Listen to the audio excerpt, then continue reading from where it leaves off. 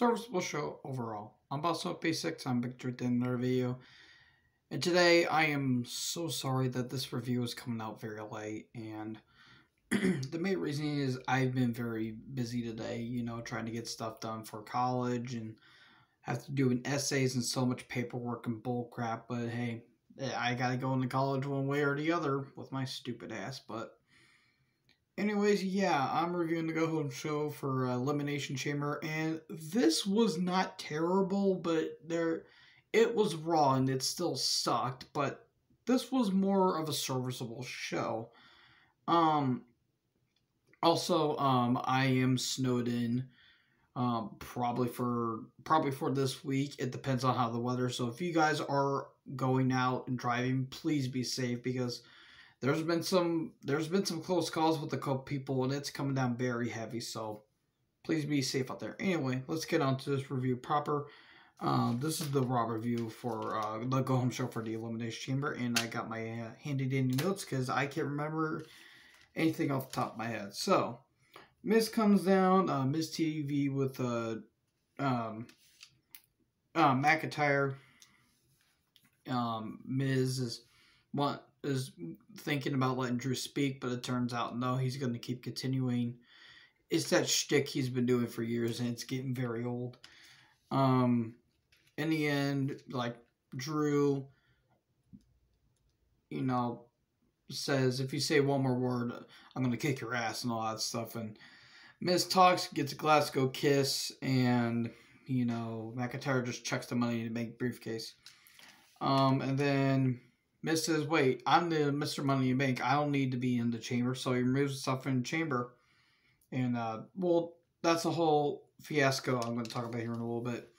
Recap of the Lashley attack on Riddle and Keith Lee. And then we get Hurt Business versus Lucha House Party and Matt Riddle.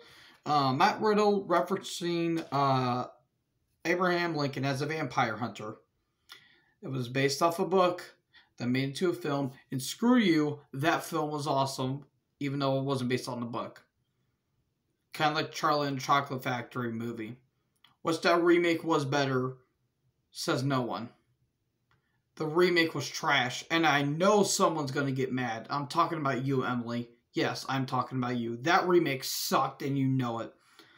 I'm going to get so much hate in the comments for that. So, yeah, the match was nothing. It was a bit botchy. I think Dorado was botching a little bit. I didn't know what was going on. MVP looked like he tweaked his knee, so I hope he's okay. MVP's taking pins. I'm glad. He doesn't need to be winning, but he shouldn't really be in the ring. As much as I love MVP, and the Hurt Business is one of the best things going on Raw, it doesn't need to be happening. In the end, Floating Bro 1, 2, 3, and then Lucha House Party and Matt Riddle, they're celebrating. And then Lashley attacks. I am never going to get old of seeing Lashley putting on the full Nelson on Matt Riddle. And then there it is, Her Business standing tall. Miz and Pierce are backstage. Miz wants Morrison in the Elimination Chamber. Okay, more on that in a little bit. And then we get a recap of the whole Miz, Morrison, Garza, Bad Bunny, Priest. It was Miz and it was a whole fiasco. It was Angel Garza and Damian Priest versus or not Angel. It was Angel Garza and Priest, and all that stuff. I think they named Priest's new move the Lights Out, which doesn't sound as cool as the Reckoning, but it's whatever. The main roster is always going to screw up with everything because they can't do anything right. Ask Aleister Black. They don't know what they're doing with them. And then Mandy Rose. I put Bunny Rose, which I don't know why it reminds me of the Bunny and Adam Rose back in 2014, 2015, all that stuff. It was Mandy Rose and Bad Bunny backstage. And then 24/7 shenanigans. Tozawa pins Truth, and then Tozawa gets punched out and thrown into a bunch of containers by Priest. And then Bad Bunny wins 24/7 title. Okay. I mean, if Rob Gronkowski won the title, the title means nothing. So I wasn't shocked that Bad Bunny won the title. And I was talking to my friend Matt. If you are listening to this, Matt, then you know that that doesn't surprise anybody.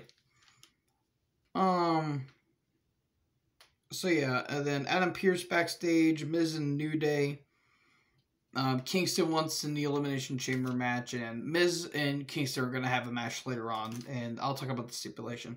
We get an Elimination Chamber video package talking about how destructive the chamber is and how kind of watered down it has been for the past couple of years. I mean, it looks like a toy, but I really like the Elimination Chamber concept. Just, there's been some duds, and yes, I will be making my top 10 favorite and my least favorite Elimination Chamber matches. And I'll also be doing my predictions. God damn it. Then we get Asuka and Flair versus Royce and Evans. This was... I don't even know what this was. I don't even remember what happened besides the ending.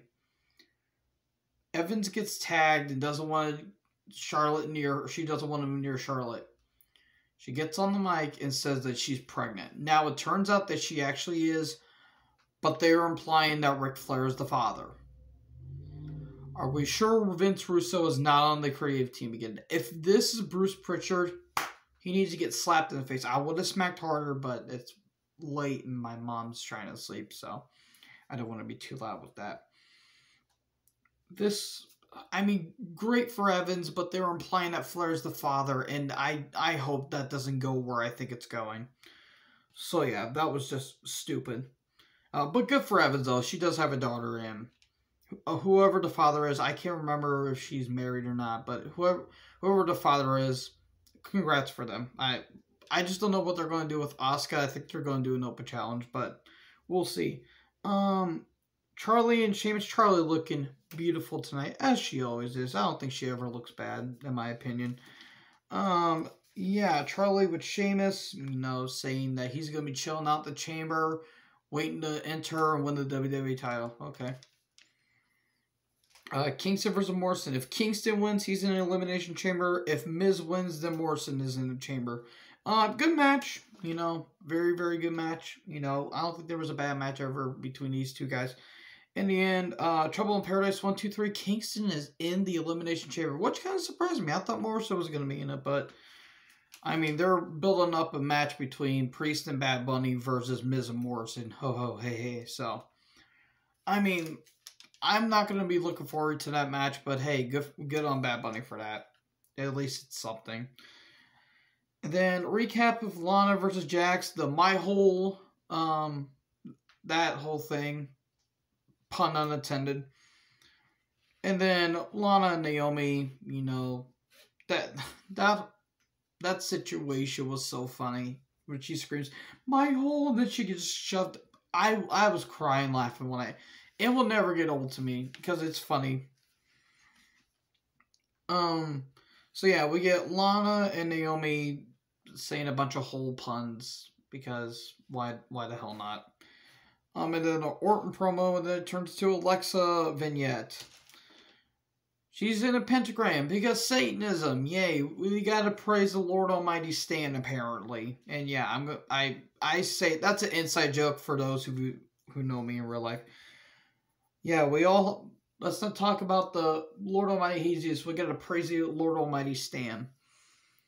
And then Lana versus Naomi versus or Lana with Naomi versus Basil with Nia Jax with her superior immune system, by the way. And yes, I am not going to forgive Nia for that because she's an idiot for that.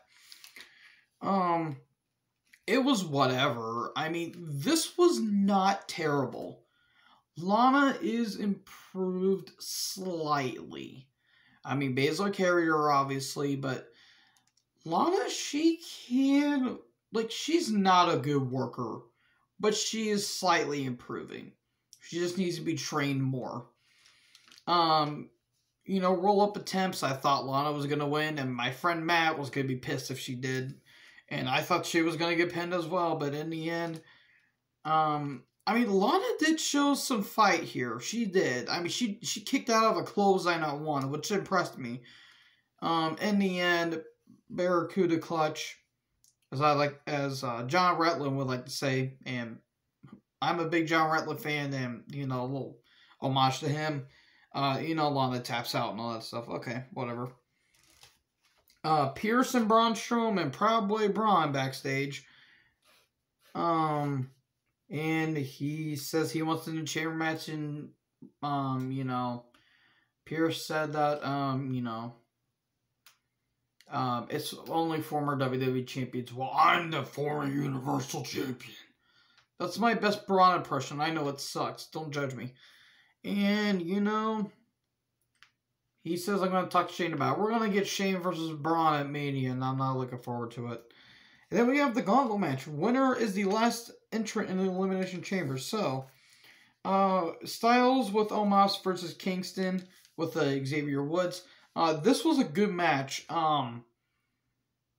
Kingston getting his leg worked over because his leg was a little tweaked in his match against Miz.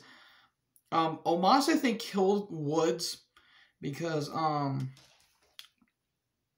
Kingston did a trust fall on the Styles, and Woods was playing the trombone New Day theme song, and then Omos grabbed him by the throat, hoisted him. Was at least 10 feet in the air because Omos is that freaking tall.